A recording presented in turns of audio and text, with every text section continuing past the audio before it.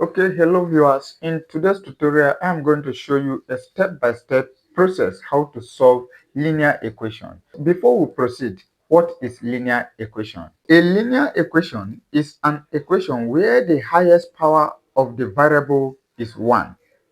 Now, in general form, we have ax plus b equal to c, or we have ax plus b equals to cs plus d.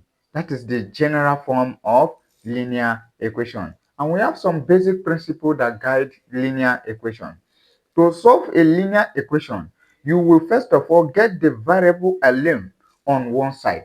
Get all the variable alone on one side, as you can see in this video. Now, number 2 step is keep the equation balanced. Whatever you do to the one side, do also to the other side. That means whatsoever you do to the right hand side, also do to the left hand side. With this, you have a clear view to solve a linear equation step by step. Thank you for watching this video. Please do well to subscribe to this channel. Thank you.